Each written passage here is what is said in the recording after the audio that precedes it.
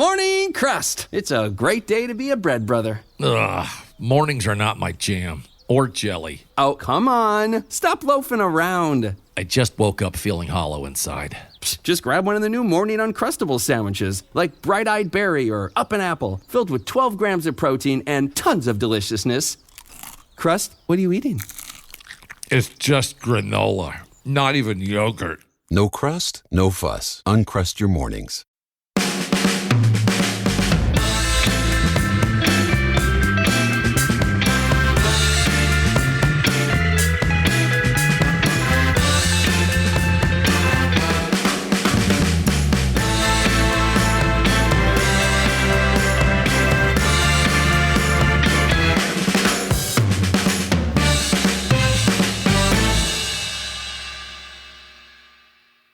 Welcome to No Question About That.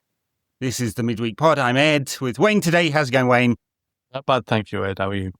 Doing all right. Yeah, well, we've got a few things to talk about. The United women won their first game in the Champions League. Yeah.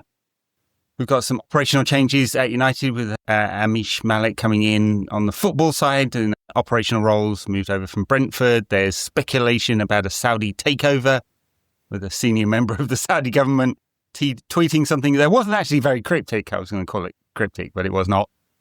And Sir Jim Ratcliffe's interview with The Times, which has made all the back pages. So where should we start? How are you first? Doing all right? I know you've asked a couple of times there, and you're surprised by me saying I'm okay. Thought I was going to go straight into my personal nonsense like I normally do. But I will address it because it's the very start of the pod and everyone's been very nice on social media. And my dad died this week and I did post about it on socials and so many people reached out to send condolences and kind wishes. So I'm actually all right. I'm doing all right. It's obviously a grieving process and everything like that. It's very, very tough. I'm not going to pretend it's not, but I'm all right. And I'm just so grateful for everyone reaching out. So thank you to anyone who's listening to this or watching this and they reached out and said something nice because I've not had a chance to reply to everyone, but I just appreciate that support. So yeah, thank you for that. Where do you want to start? Women, let's start in the good news story. Yeah. United played Valarenge from Norway. They'd already beaten Brann in the qualifiers, who are a better team in theory. Yeah. I don't know, tough game, this one. United found it hard to break them down. Completely dominant, probably should have been 2 or 3 up by half time, but they were very stubborn at the back, Valarenge, and United just couldn't quite break through, although never really looked like they weren't going to win after they scored the goal. Clear penalty. And yeah, good news, first victory in the Champions League, which this year is a Swiss format, but they'll play 6 games rather than 8 on the men's side. Yeah. Not very good. I thought the performance was similar to the one against Brann in the away game. Tight and felt like they were building to something but could never quite get there. And I felt like that again with the performance yesterday. Only that they got over the line because of the error. I do think you look at how good the women's team have played this season, how resolute they are as a unit, and you look at the kind of chaos that's going around all areas of the club really in terms of the resettling, the stability, and trying to redefine what consistency and a byword for continuity, all those kind of things are meant to look like at the club. Well, the women's team are thriving. They've thrived this season in spite of all of that, not because of anything that they've been given. And I think that's massive kudos to them. So there's an element of me where I look at that win last night and the performance and say, all right, well, that's a step forward from week by week, really, that we've seen progress from the knockout stages. This is what it looks like they've learned a little bit and they got over the line, albeit with a penalty. But then there's the other element of it that you think is such where they've come into now, is the elite level of the competitions that they're in, and what United lack through no fault of their own, no fault of the management direction, no fault of the squad, but through the investment and through the lack of sort of forward planning that's been dedicated to the women's club team. You can sort of see where that lets us down now, not in a completely transparent way, but more like now where you can see that we can kick on. There's a really good opportunity there, but you can see where that kind of experience that we lack with some of the players that we've lost over the last couple of years. You think, if we had no disrespect to all the women that are there who are playing so well at the moment, but where that experience has kind of gone, like with the likes of Russo, I think if they kept hold of some of those players that even in an even better, even stronger, more mature position in those kind of performances, but taking nothing away from that performance and that victory, because they are still steps forward. I just feel like when you can sort of see where we might come unstuck and where we've lost what we had, which could help us. That's my only concern is the forecasting really down the line. But it's a really, really good start to the season and really good result last night. Yeah, fully agree. I mean, even if it wasn't about keeping the players who've left, because over the years some really big names have left, high quality players, replacing them, United have done. They've kind of worked hard in the market to get good deals. They're not paying big fees for players, and their wage budget is about half of Chelsea's. So I've mentioned this on the pod before. The way the finances in the women's game works is kind of a soft salary cap, but it does mean that investment from the club overall is basically allowed, and United could split the way they do the commercial deals in a different way to up the budget. They've decided not to do that. It's a choice. And it's left the squad a bit thin in attacking areas. I think in midfield and defensive areas, pretty strong, actually. There's several options there in all positions. But up front, I mean, we saw the three main one. Well, Celine Bizet was out, but we had Elizabeth Turland and Melvin Mallard, who've pretty much started all the games this season. We had Leah Galton out as well. It's just a bit thin, And in fact, beyond Turland, there isn't really a striker, Rachel Williams, but she's 36 or something now. Yeah. And so that's where it may get difficult if playing a lot more games this season starts to cause injuries or fatigue or whatever. Yeah. And so that's where the kind of lack of resources into the club is going to make a difference. But yeah, in terms of the start of the season, been excellent defensively, best defensive record in the league, very good draw against Arsenal. Played even better against Chelsea. Probably should have won that game, to be honest. Yeah. This is Chelsea who are completely unbeaten. Were beating everyone at the start of the season. So it's all very good. And, credit to Mark Skinner. I think he's taken a lot of criticism. He's a particular type of personality that he does not get on with all the women in that squad. But he got a new contract. He earned it by qualifying United for the Champions League. And they've made an excellent start. They've got some really tough games to come, let's be honest. They're playing PSG at Old Trafford. That'll be a big game. They've got Lyon next, who beat Arsenal on match day 1.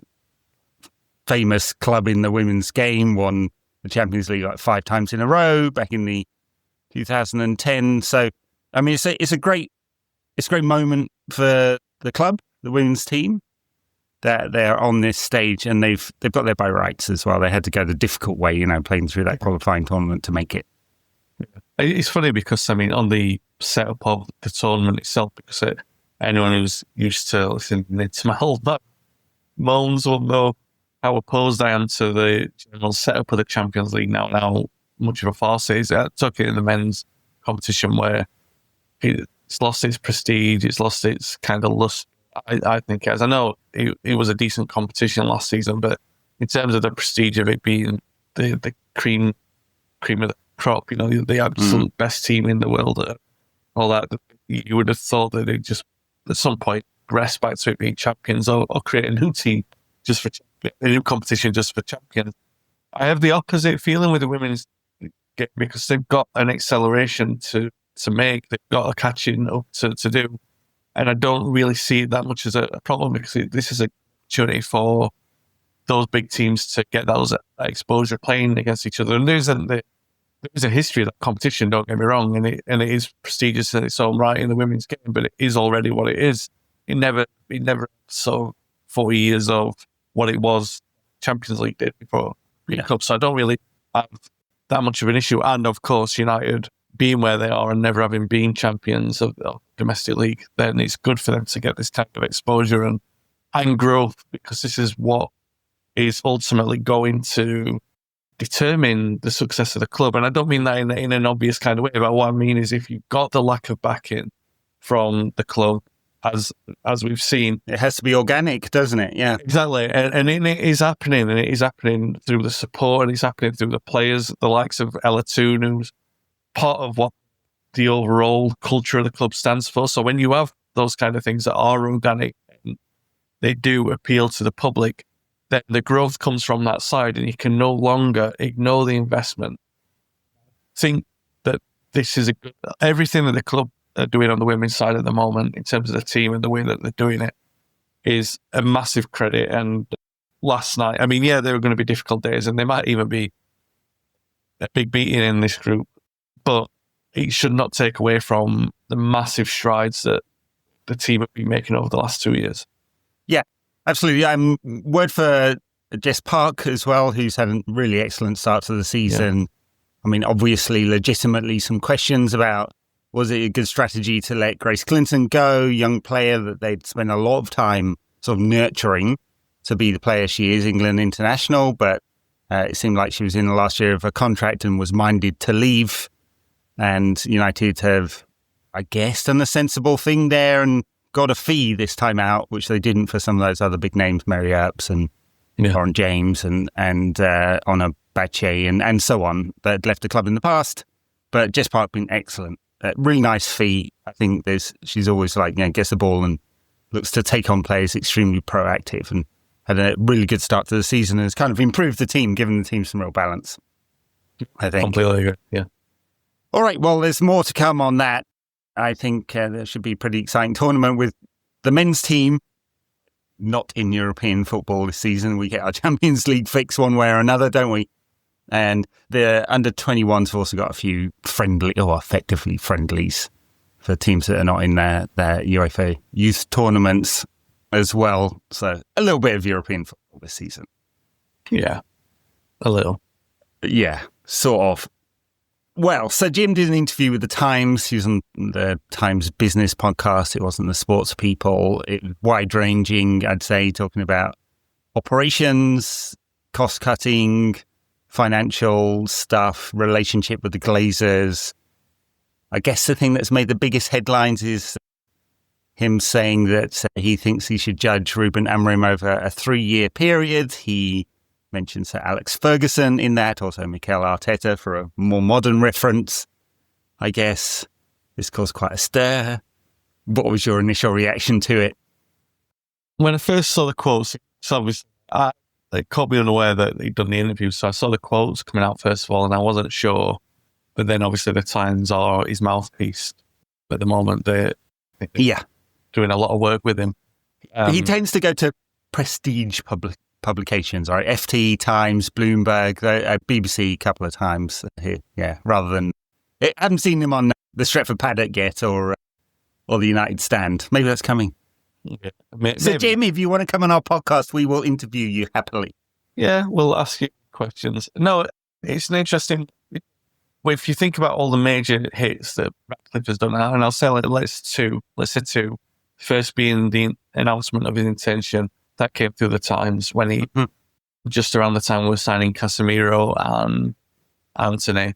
That was when the first rumblings came out about Ratcliffe, and that came out through the Times. And then there was another one when he did the big feature, when he started doing the round tables, but there's a big feature that came out.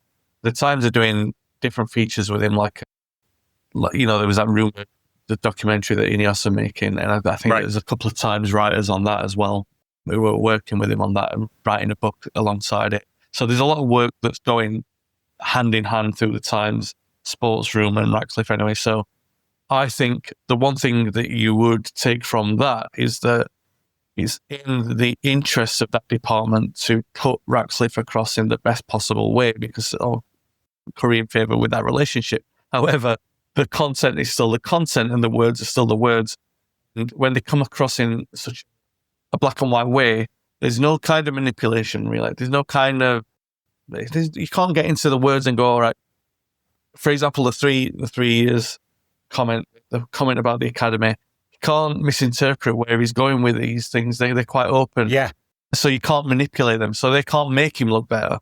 And I don't really know, to be honest, because I don't think they're particularly bad things. I mean, I think that whether or not the intention would be to do Amorim over a 3-year spell, but he's not saying in that he can lose every game for 3 years. No, he said it's a results business. So, exactly. Which is fair enough, yeah. But the way that some people have interpreted that is, he's going to be here for 3 years no matter how bad it gets. That's not quite what he was saying. And no, it's not.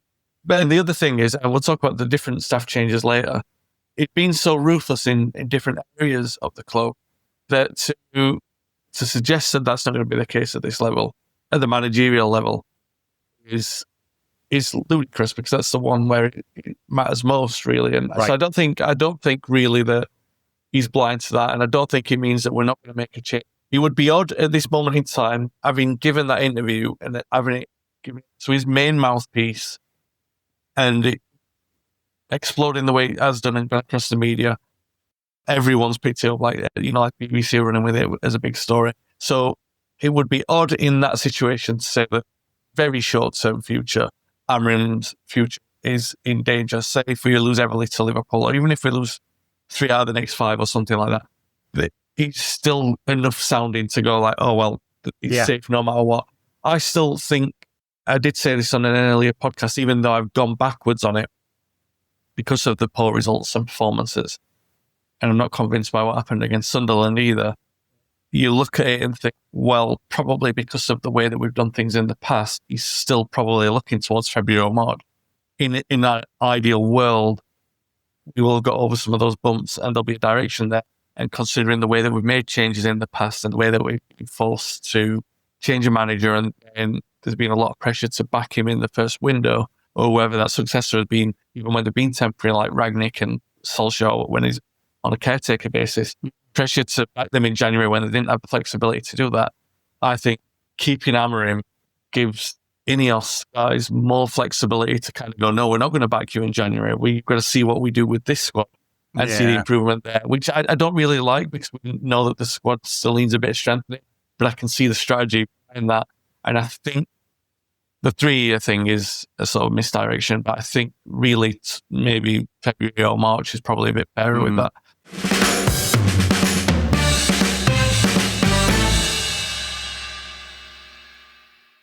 I had that dream again. My small business needs to hire, but I don't use LinkedIn, and I hire wrong. So then I'm doing IT, and when I go to plug the servers in, they become sentient, and they won't let us access our network unless we forward their chain emails and memes to more and more and more people, and then I wake up. Don't let hiring nightmares ruin your dreams. LinkedIn Jobs' new AI assistant finds and invites best fit candidates to apply, so you can discover talent you may have missed. Post your job for free at linkedin.com/quality. Start hiring today with LinkedIn. New Year, same extra value meals at McDonald's. So now get 2 snack wraps, plus fries, and a medium soft drink for just $8. For limited time only. Prices and participation may vary. Prices may be higher in Hawaii, Alaska, and California, and for delivery. Como mamá, siempre quiero lo mejor para mi familia. Por eso quiero lo mejor en mi cocina. Y eso significa solo huevos Eggland's Best. No importa cómo los cocines, siempre saben frescos y deliciosos. Y tienen más vitaminas D y E y el doble de omega 3 que los huevos regulares. Entonces, ¿por qué conformarte con menos cuando puedes tener lo mejor? Eggland's Best. Mejor sabor, mejor nutrición, mejores huevos. My reaction to the 3-year thing is that they're going to back the manager fully and positively and totally until the day they sack him, right? And it should be that way. I don't think he should equivocate in public. Yeah. I mean, imagine if he'd said, well, we're not really sure, we're taking it game to game. Imagine the insane amount of pressure. I mean, that would be basically fatal for Amorim. Yeah. And so he had to do that. I don't think you should take it literally. They will look at the results. You can make a sort of argument if you squint really hard that the underlying data suggests there's an improvement to come. Certainly the trailing XG differential between XG and XG against has improved significantly. There's some major caveats with that. I would say you don't need to get into all of it, but that he's going to back the manager until he doesn't. Sorry, finish your point. No, the point that was made that has been upsetting a few people has been the comment about the academy. Yeah. And that it's there to make money. I just think that was a broader point. I mean, these things, when you read them in black and white, they look quite poor. But really, that is kind of the premise of it, is either to make, this is a academies in general, not just at United. The point in general was to either make them profitable for players or to primarily put players into the first team. Yeah. Everyone, I mean, there's no second guessing that. The primary objective of an academy, and this isn't anything that contradicts what Ratcliffe says or probably thinks, primary objective is to develop players for the first team that are free and they go in, and then you've got a free asset who will hopefully become either very, very good and you don't need to sell him on because he's one of the best players in the team, or profitable in that he develops in the first team and becomes an asset, or they don't make it into the first team, they're still profitable anyway because they're an asset that you develop for nothing. So there's nothing that upsets me in what he said there. I know it has upset a few people because they look at it along the eyes of saying, oh, it's a mercenary decision. But this is, if you go back to like sort of the creation of in the era of Gibson and Crickmore and Rocker, this is what it was for. It was like the Gibson actually said on one occasion that he couldn't keep subsidising the first team because he was putting out so much money in transfer fees that hopefully they would balance the books by selling some of those players on. So it was always, I don't think that was the intent of doing it. It was like this is an acceptable byproduct of in this academy. And that's what made it such a revolutionary concept, that a club can raise money in that kind of way, and also connection. It's the biggest thing a football club is its community. So you strengthen the connection by putting local players in the team, strengthen their business plan by selling them on. So I don't think there's anything bad in that. And also, if you look at the last 5-6 years, and we've talked about this many times about United being poor sellers, particularly with the academy products, looking at how profitable that is now from a PSR perspective, is that that's the perspective in which he's talking about. That's the lens in which he's speaking through. So you can't be upset when everyone has sort of leveraged that. No, it is football. Yeah. No, I didn't take much offence to that. I think in the context, if you have Sully on Twitter who has some inside information, said that Kobbie Mainoo is looking to get out of the club, at least on loan. World Cup year in January. He looks at Amorim, sees that he's not getting any opportunities really. I mean, I think he started one game this season, and coming on for 15 minutes at the end of a game is not going to help him develop at all, right? So in that context, Ratcliffe saying it needs to be profitable, and you look at Kobbie Mainoo and you're like, and they already sold Scott McTominay and so on and so on and so on, Rashford, and maybe Kobbie's next, and it's good, as you say, from a PSR perspective. Doesn't make any difference sort of generally financially, but short-term PSR hit. Yeah. Then in that context, you're like, oh, he just sees it as a profit center.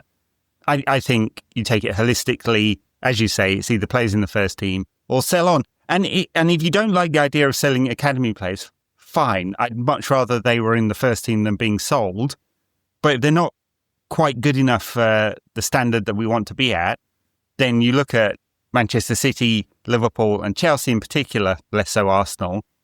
They have a fourth revenue stream from this. Chelsea have hundreds of millions of pounds they've sold in youth products over and above Manchester United. That is a structural advantage that they have, right? So if I was running the club, and I'm not, I'd look at it the same way. I'd be like, talent in the first team so we don't have to spend money on players in the transfer market. Connection with the local community, as you say, often, not always, with it's a very international game as well, the youth market, or a profit stream. It costs Manchester United about £20 million a year to run that academy. I'm saying it about because they don't break it out. Aston Villa do, and they put 18 million in their accounts. So I'm, around about. And this is what an elite academy does. And so you'll make that back somehow, right? Either selling players or bring them into the first team. And he's also right that I've not had that many players over the last decade come into the first team from the youth team. Now, that's true everywhere. It's really hard, right? Yeah. It's the top of the pyramid. And so what have we had in the last decade? Rashford, McTominay, Greenwood, Kobbie Mainoo, and a few others that are on the edge of it. I mean, obviously right now there's Tyler Fredrickson, who's come through the academy. He's probably the closest. There's a few others that he has 2 or 3 players every week training with the first team. They do it on a rotational basis. they may be close, maybe not. Who knows? But yeah, I know that it caused a big stir, this, but I think in the context of the whole interview, if you listen to it rather than just take the quotes, it's a reasonable position to take, even if you don't like Ratcliffe. And personally, I've said before, right from the beginning, I had someone on this show who was suing Ratcliffe. So, it's like, I'm not his PR person here. I don't like his politics. He's an old dude that's got, old dude views on many things, including the women's team. And so I'm not minded to like this guy, but I'm not going to get hysterical over this interview because I thought most of the positions were reasonable, honestly. Yeah. All right, there's a couple of related things to this. Ameesh Malek has joined from Brentford. We are raiding Brentford quite significantly at the moment because we stole their youth director, Stephen Torpey, as well, who's taken over, well regarded in the youth circles, who's going to have overall responsibility for that academy. Yeah. And then Ameesh Malek is coming on. He was the COO at Brentford, so he's coming in on operations side.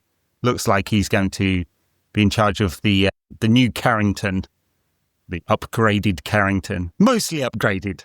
There's still we're talking about academy. They are still working out of temporary buildings, there's been some talk about they're going to remove that and build another building. The first team asked for a paddle court. You teamers, you get over to the cliff. I know it hasn't been cleaned up in 50 years, but you get over there because we want a paddle court. Yeah. So anyway, Ameesh Malek will be in charge of all of this infrastructure and operations and security and so on. So ops person won't make much of a difference to the first team picture, but just strengthening United's operations, which I guess is good. I don't know. Oh, by the way, in that Ratcliffe interview, he said there's some very talented people at Manchester United, but there's a lot of mediocre people too, which that bit I took issue with. Just discounting humans like that. They're just mediocre. Yeah. Fucking bin them off. Yeah. Yeah. No, yeah. I mean, I will say from... And he wasn't talking about you, Wayne. Let's just be clear about that. Well, we don't know about that. Because he didn't name names. And he read one of your books? Maybe. Well, ask him to do the foreword on your next one. See what he says. Omar might have lent him his copy of the book. Do you know, though, I will say, I did say this at the time when I left. I don't want to talk too much about it, but when I left, when we were talking about the people who have gone, I never saw anyone who left who I didn't think was doing an important job. Right. And then when they left, I couldn't say that their contribution wasn't missed, because it was in many different ways. So all this sort of trimming the fat off it, and there was a lot of wastage. I never saw that. I saw people who were doing valuable jobs. And I think if you're the biggest club in the world and the demands are much bigger and the attention's much bigger, then you do need a bigger workforce. I don't think it was bloated. It might have been in other departments or other areas. I'm not saying that, but everyone that I saw who left as a result of this, I felt was contributing. So that's my take on that. I don't know anything about the changes, anything about the guy who's coming in, or what kind of purpose the role serves, apart from maybe a general manager, the training side there. But it seems like it, yeah. Also seems more operational rather than just someone with going around everyone going like, this is the way. Yeah, he's going to report into Jason Wilcox, which tells you he has some kind of football, but Wilcox has football directors are quite a wide-ranging role, more than technical directors. So tells you something, I guess. Yeah, I don't think it makes. It's not going to be the thing that makes United great again. No, but I guess it just improves the quality of operations and management around Carrington. They've made a big investment there. Hopefully, but I mean, the other way of looking at that is you'll have no. And I said this maybe we said it when INEOS took over, right, or whenever they took the 20%, 25% in. I said at the time, you're going to see any material changes at the club for 18 months. And we've seen the material changes now. These kind of changes, how are we going to see the consequences of? Not really. We're not going to see them. So, yes, all right, it might have some kind of benefit. Hopefully it does. Marginal gains. Yeah, exactly. That's what they talk about, right? Marginal gains. And if he does, then fair enough. But Jason needs assistance in those kind of areas. Fair enough. But I just think, like, if you look back to the previous summer when we backed Eric Ten Hag with all the staff that we brought in, the idea was, well, even if there's a long-term solution where Eric Ten Hag isn't in place, well, all these staff have been brought in by INEOS, so they'll all put in place. But they were all gone when he went. Idea, I'm all right. I'm saying, all right, the idea sounds good, but let's give it 18 months. And if he's still there in 18 months, or if someone sacks him in 12 months and says, like Ashworth, what were you doing? We didn't even need you there. You know what I mean? It all sounds good now. Let's wait and see what. Yeah, fair enough. I mean, I get a sense that, I don't have any information on how they've run this process. I've led strategy at an organisation about the same size. I know how you'd think about staffing senior executives and departmental resourcing and stuff like that. It is a longer term process because, yes, you can just draw a line like my old CFO loved to do, just put a red pen through a line on the spreadsheet, effectively, right? Those departments are gone. And I'd be there arguing as a strategy person, no, let's have the right people, not just cut for the sake of it. What are our important resources? How do we kill projects that don't make sense? How do we up the quality of people or improve resources into areas that are more important? How do you prioritize? And that's what's going on behind the scenes. They're trying to work out what their priorities are and add staff in those areas that they think will make the gains that they need. So, well, good luck, Ameesh Malek. Welcome to the club. And do a good job, mate. Otherwise, you don't have 3 years here. Only certain people get 3 years. All right. Very good. What else are we going to talk about? My favourite story that we've got to talk about is the tweet from this guy, the boxing. Enthusiast. All right. So, Turkey, as he's widely known, he's in charge of the Sports and Entertainment Authority or something like that, isn't it? And it's the arm of the government that's been investing in things like Riyadh Season and the boxing stuff. And he's quite prominent on social media. He has more than 7 million followers on X, Twitter. And he tweeted out, the best news I've heard today is a major new investor is in the final stages. I have to say that particular wording, and it's a tweet, so, this is not an announcement to the New York Stock Exchange, so we can take it with a little bit of pinch of salt right now, I'd say. I would say in the way these things are done, that there is zero of zero chance that United are very close to announcing a major new investor.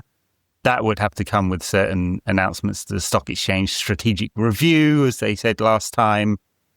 They would have to give fair win to all the other investors to make an offer, or at least, there not be particular, or they call material non-public information for certain people. So I was very skeptical when I saw this, that there was suddenly going to be a brand new investment made. That's before you think about the logistics of the Saudi government making another investment into a Premier League club. You could say it's him personally, but there is no personal when it comes to the Saudi government. Like, they are one and the same. And he's not by birth a part of the royal family. He's not related to MBS, but he's a senior minister working for the government with government money. He may be personally very rich as well. So, who knows? Anyway, I have a lot of skepticism about how real this is and what it really means, right? So if there is suddenly a new investor who's bought some shares, who have they bought off? They're not buying off Ratcliffe. He's there for the long term. Are the Glazer family selling? If they are, all of them have to agree. They have a contractual agreement. So, there's their 40-odd% of the club that they still own, or, 60% of the voting rights is they're each in family trusts for each of the 6 Glazers. And they have a contractual agreement that they vote as a block. Yeah. So there's no peeling off before they all agree. Are they buying those shares? There's about 20% of the club is free float on the stock exchange, but it has less than 1% of the voting rights. Like, there's just the A shares. No one's going to buy those. You buy them as an investment. It's not particularly a good investment unless you bought before Ratcliffe bought and you sold to Ratcliffe.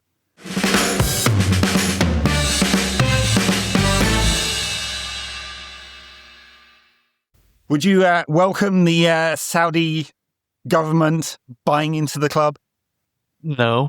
And I think we are at least well positioned to argue this either way, considering the fact that we got what we got when there was the Qatari talk, and we've got what we've got, and it's been difficult. It's not been straightforward. So I think it's still fair to have that conversation and say, no, morally, I still wouldn't. I'm not saying, like I said, there are ethics there with Ratcliffe that aren't great, but yeah, like we said at the time, shows a nice billionaire, unless you're going to get Mr. Beast coming and taking over. I don't think he's got the... Well, that'd be interesting. Yeah. Beast games now at Old Trafford. Yeah. He seems like a nice guy. There'll probably be some murky stuff come out about him. I know people try. He seems like the nicest rich person that I can see, or could easily name. The point, yeah, I mean, you've listed You're not a Swiftie? I don't know if she's nice, to be honest. She seems like a nice person. So I'm sure, yeah, if she had the money. She's certainly got a lot of material to write about heartbreak at United, for sure. Yeah, can you imagine? Yeah, I can. I don't know if I listen to a full album's worth of Come On You Reds, unless they get, not Simply Red, Status Quo, and Simply Red as well. McCugnell would, that wouldn't age you with Taylor Swift.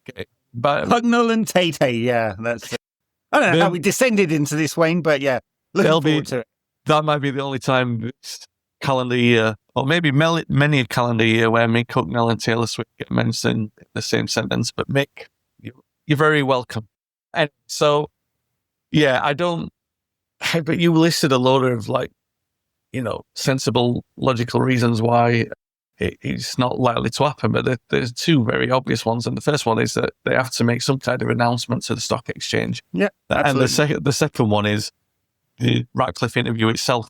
He's gone out through his mouthpiece, and it was released this week. So it just wouldn't have happened now. If they would have pulled it, they would have said, no, you've got to leave that one on, because there's been, even if it wasn't, like you said, if it was the other shares in the club, Ratcliffe would have been quiet, and you would have actually been hearing the stories of dissent between Ratcliffe and the Glazers, because another party's been allowed in, because we've been talking about the drag-along rights. So it's all right saying fancifully, all right, that this is the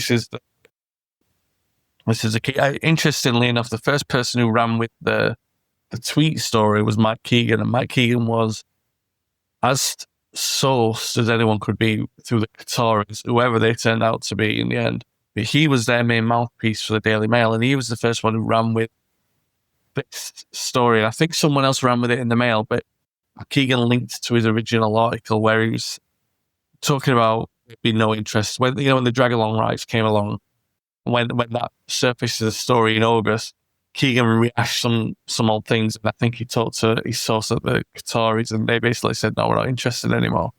So there were numerous stories within that story that would have to be in the mainstream before you would even get to talk of a majority investor coming in. So it's so much nonsense.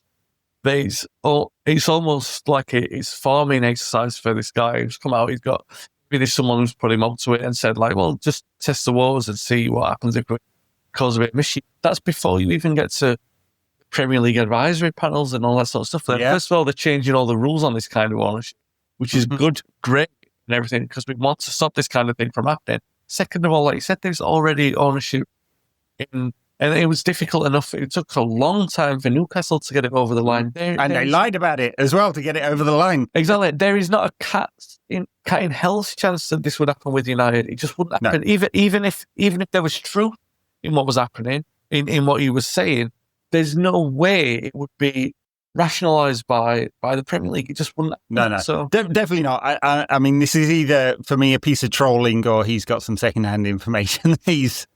It's not the Saudis. So everyone is very excited for state ownership at United. Sorry to rain on your parade there. I mean, of course, at any point, the Glazers could decide that they wanted to sell. There's protection on both sides. They can drag Sir Jim along into that sale if the price is above a certain floor, $35 a share. He has first ROFO, right of first offer, so he can match that. Now, you tie that to the fact that INEOS aren't in a great position. seen some really hysterical tweets about this. So let's just clear this one up, right? That they have about $6 billion, pounds, euros, I can't remember which one, maybe euros worth of debt. That is very common in a high capitalized or high capital density industry like oil and gas to have a lot of debt, right? You saw it in telecoms industry, that was true. They'd have, in fact, ratios much worse than this. So their debt to EBITDA ratio is about 6 at the moment. Right? So, 6 times their amount of free cash flow. It's not awesome. That's why their credit rating is down at a double B. United's is, for comparison, about 4-ish, right? So, but take the long-term picture, and most analysts project INEOS to be down at 5 in the following year and 4 after that, right? So they've stopped dividends for a little while. They are not in difficulty because of the debt per se, because they've been building lots of plants. They shut down a couple. They are in a little bit of difficulty because of the nature of the European oil and gas market, which has been a couple of different pressures. 1, decarbonisation. 2, war in Russia and Ukraine has disrupted sort of certainty around what that market looks like. So anyway, that's the big picture on INEOS. They're not about to collapse tomorrow. This has got almost nothing to do with United, other than when Sir Jim put his own money in, eventually they converted it to INEOS, so it's part of INEOS. Yeah. For whatever reason, they decided to do it like that. He has shown no inclination so far to liquidate his INEOS shares in order to buy out United, but it's still always an option, right? Not the best time to start selling your stock in INEOS, but could be done. Anyway, just to clear that one up, because I've seen a few nonsense tweets about that one. We'll go into more detail. We've got a finance pod coming up soon, so we'll go into more detail about that. But anyway, big picture, I don't think United getting sold to the Saudis right now. Yeah. Who knows in the future what would happen, but it seems unlikely to me. Yeah. Very good. Very good. Well, that's exciting. Women's team doing really well. Changes at United. Sir Jim managing to piss everyone off. I don't think he could have done that interview and not pissed some people off, right? So, Ruben Amorim not under pressure just yet. When we lose 6-0 at Anfield, that may change things somewhat. God, please not. Please not. Just put in a good performance for Ruben, for the team, anything. I mean, we've got nearly 10 days until that, so, not worth doing a preview as such now, but please. I'm not a religious man, but I'll convert to any religion that can promise me a victory at Anfield. Yeah. What about you, Wayne? Which God are you praying to? I'll pray to all of them. I won't pick one. Hedge your bets, sensible. Can you remember when in Mourinho, I think it was a sort of 4-0 FC season. It might not have been. It might have been the season before, but we were winning everyone. They're doing well, and then he parked the bus at Anfield. I remember that. Yeah. And, we were like, all right. And it was a comfortable 0-0 draw. There was nothing wrong with it. But it was so defiantly Mourinho that it was like, well, we could have won this game. And it was like, no. I played 0-0s away from home. Big games. It's, okay, fair enough. And what we do for that, well, quite happy with that. Going into, I suspect Amorim would be quite happy with it. In these big games, he tends to go a little bit conservative, I think. So I'd imagine that he will be a little conservative. That's always a bit disappointing because I think our strength's in attack, really, even though we don't score many goals. But that's part of the reason why. So, again, going back to that trailing XG differential, it has improved significantly on the defensive side of things, right? We've given up a lot of very stupid goals that have high XG this season, but generally speaking, you can see an improvement on the defensive side of things. He said when he came in that that's easier to coach. A lot of coaches would say the same thing. Unfortunately, I think it'll mean he'll go quite defensive at Anfield, and which would be a shame because that Ahmad Mbumo partnerships was starting to look sort of some promising signs against Sunderland. Yeah, for 40 minutes until they tightened it up. That's the caveat I put there. Still, I'm with you. I don't think, and I've said this for many months, I don't think there's safety in numbers with United when they play the defence. And you would suspect the better chance of getting the result is to attack anyway.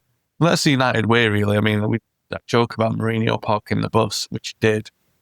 And I remember at the time justifying it because thinking the result's a result there and we've been doing well so far in the season. But that's when it started to fall apart because it's still so contrary to everything that United are. And I think that if you don't get it, that's the thing really with Amorim, that sometimes you're struggling to figure out whether or not he really gets United. And that's fine. Yeah. It's fine. It's still I think a process. That's a fair critique there. Yeah. Yeah. So we'll see.